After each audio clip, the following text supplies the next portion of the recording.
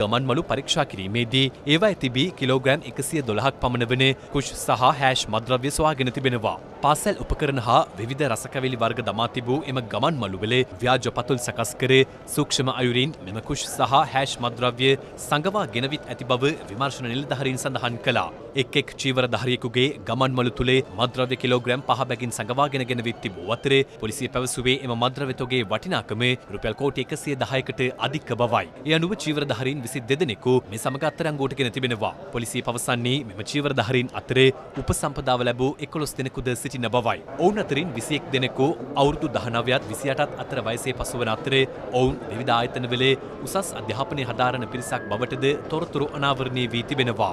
අනෙක් චීවරධාරියා පිරිවෙනක ආචාර්යවරයෙකු ලෙස සේවය කරන අතර පොලිසිය පැවසුවේ මෙම පිරිස අම්පාර, හොරණ, බොරලැස්කමුව, වාද්දුව, වරකාපොළ, පිළියන්දල, මඩපාත, හෝමාගම, අතුරලිය, අම්බලන්ගොඩ හා බලන්ගොඩ යන ප්‍රදේශවල පිරිසක් බවයි. කටුනායක ගුවන්තොටුපළ ඉතිහාසයේ බහරයට ගත් විශාලතම මද්‍රව්‍ය තොගය මෙය වන අතර චීවරධාරීන් පිරිසක් මද්‍රව්‍ය තොගයක් සමග කටුනායක ගුවන්තොටුපළේදී අත්අඩංගුවට ගත් ප්‍රථම අවස්ථාවද මෙය බව පොලිසිය ප්‍රකාශ කළා. ඔවුන්ගෙන් කළ වැඩිදුර ප්‍රශ්න කිරීම්වලදී අනාවරණය වී ඇත්තේ පිළියන්දල මඩපාත ප්‍රදේශයේ විහාරස්ථානයක සිටි චීවරධාරීන් තිදෙනෙකු Facebook සමාජ ජාලය මාර්ගයෙන් අනෙක් චීවරධාරීන් පිරිසද සම්බන්ධ කරගෙන මෙම තායිලන්ත සංචාරය සංවිධානය කර ඇති බවයි. එම සංචාරය සඳහා අවශ්‍ය ගුවන් ටිකට් පත් හා ඉඳුම් හිටුම් සියල්ල නොමිලේ ලබා දෙන බවත් ඒ වෙනුවෙන් තායිලන්තයෙන් මෙරටට පාසල් සඳහා ලබා දෙන උපකරණ තොගයක් රැගෙන එන ලෙසටත් එම චීවරධාරීන් තිදෙනා පවසා ඇති බව වාර්තා වනවා. තායිලන්තයේදී හමු වූ ශ්‍රී ලාංකිකයෙකු ඔවුන්ට මෙම මද්‍රව්‍ය අඩංගු ගමන්මලු ලබා දුන් බවත් ඒ පිළිබඳ සැකයක් ඇති වූද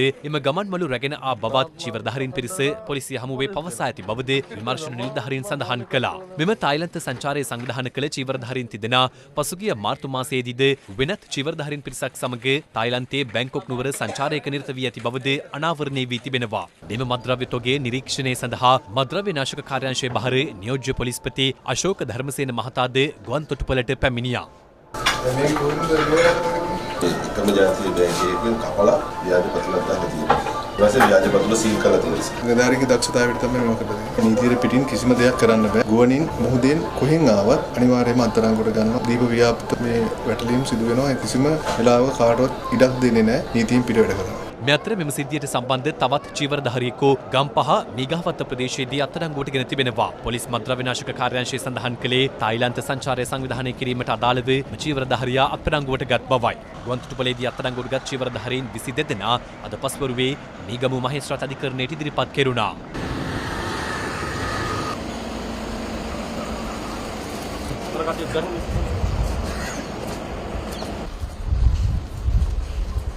මේ අතර මෙම සිදුවීම සම්බන්ධයෙන් ත්‍රෛනිකායික මහානාහිමිවරුන් නිවේදනයක් නිකුත් කර තිබෙනවා. උතුම් බුද්ධ චීවරය අභාවිත කරමින් භික්ෂු ප්‍රතිරූපකයින් පිරිසක් මද්‍රව්‍ය ප්‍රවාහනය කරමින් සිදු කළ ශාසන විරෝධී හා නීති විරෝධී ක්‍රියාව හෙලා දකින බවයි එම නිවේදනයෙන් පෙන්වා දෙන්නේ.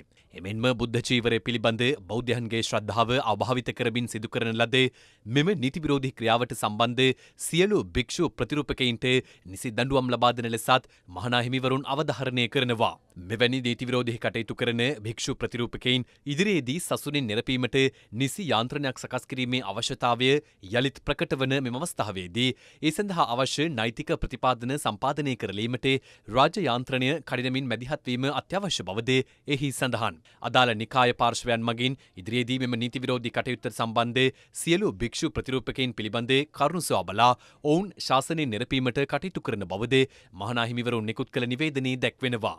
මේ අතර තවත් භික්ෂුන් වහන්සේ මෙම සිද්ධිය සම්බන්ධයෙන් අදහස් පළ කළා. දැන් භික්ෂුන් වහන්සේලා 20 දෙනමක් එකවර මේ වගේ දෙයක් කළයි කියන එක තුල පොඩි සැකයකුත් අපිට තියෙනවා. ඒ මොකද ඒ අය කවුරුවත් මෙහෙව්වද? ඒ අයගේ පිටිපස්සේ කවුරුවත් ඉන්නවද? ඒගොල්ලන්ට මේ විදිහේ එකක් ගේන්න සලස්සලා ඒගොල්ලන්ව අල්ලලා දුන්නද?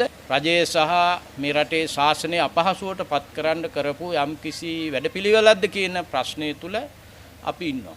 ඔය චීවරධාරීන් එහෙම නැත්නම් ඔය බෞද්ධ විරෝධී කූට කුමන්ත්‍රණ ආදී හුරතල් වචන කියලා මේ සිද්ධියෙන් පැන යන්න හෝ මේ සිද්ධිය වසා දමන්න අත වශයෙන්ම කිසිවෙකුට පුළුවන් කමක් නැහැ. අපි ගෞරවයෙන් ඉල්ලා හිටිනවා ගෞරවනීය මහානායක මහමියන් වහන්සේලා වහාම ක්‍රියාත්මක වන පරිදි මේ රටේ පොලිස්පතිවරයා කැඳවාගෙන වහාම සෙවිය යුතුයි මේ අත්අඩංගුවට පත් භික්ෂූන් වහන්සේලා මේ කියන චෝදනාවට වැරදිකරුවෝද එසේ සොයාගෙන මොවුන් ඒ සිද්ධියට වැරදිකරුවෝ නම් ඒ වැරදිකරුවන් සියල්ලම ප්‍රසිද්ධියේ උපැවිදි කළ යුතුයි. සිවුරෙන් ඉවත් කළ යුතුයි. සමහර විට මේ භික්ෂුන් වහන්සේලාව මේ මද්ද්‍රව්‍යේ ජාවාරමටම සම්බන්ධ කරගන්න ඕන නිසා රහසිගතව සිවුරු පොරවලා තට්ටේ බාලා එහෙම කළා වෙන්නත් පුළුවන්. එහෙම නැත්නම් උපාශීලීව ශාසනයට ඇතුල් කළා වෙන්නත් පුළුවන්. විශ්වවිද්‍යාලයට ගියාට පස්සේ මේ භික්ෂුන් වහන්සේලාට මාක්ස්වාදී චින්තනයන් උගන්වලා සම්පූර්ණ මනස විකෘති කරනවා. ඊට පස්සේ මද්ද්‍රව්‍ය අනම්මනම් හැමදේටම හුරු කරවන්නේ. ඉතින් ඒ විදිහට උපාශීලීව මොකක් හරි පක්ෂයක මෙහෙවීමෙන් මේ දේ සිද්ධ වුණා වෙන්නත් පුළුවන්. මේ ගිය පිරිස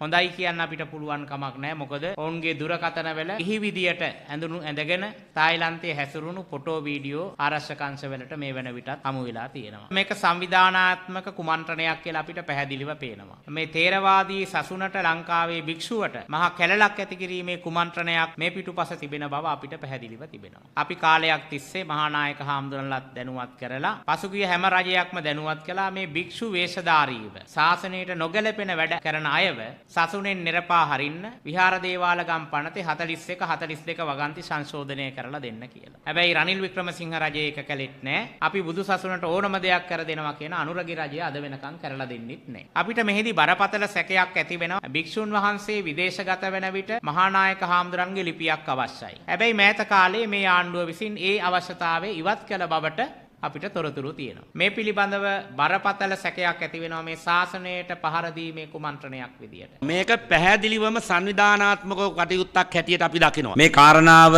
දඩමීමා කරගෙන සමාජ මාධ්‍ය හරහා ආණ්ඩුවේ ඩිජිටල් ත්‍රස්තවාදීන් සමස්ත ශාසනයටම ගරහන්නට පටන් අරන් තිබෙනවා. අවලාද මඩ ප්‍රචාර වලට එරෙහිව අමාත්‍යාංශයේ වගකීම තමයි කටයුතු කිරීම. මේක විනිවිද පෙනෙන රටට පෙනෙන ලෝකයට පෙනෙන පරීක්ෂණයක් මේක තුල කරන්නට ඕනේ. බුද්ධ ශාසන අමාත්‍යාංශය කියන නමත් ඔය ඇමතිට අරහන් වෙලා තිබ්බේ. ඒ නිසා මේ හරහා තමයි මේගොල්ලෝ විදේශගත වෙලා තිබෙන්නේ. ඒ අනුමැතියකින් තොරව විදේශගත වෙන්න පුළුවන් කමක් නැහැ. ඒ නිසා ඒ අනුමැතිය දුන් කෙනාගේ සිට මේ ව්‍යාපෘතියේ සියලු කරුණු එලිදරව් කළ යුතුයි. රටට අනාවරණය කර යුතුයි.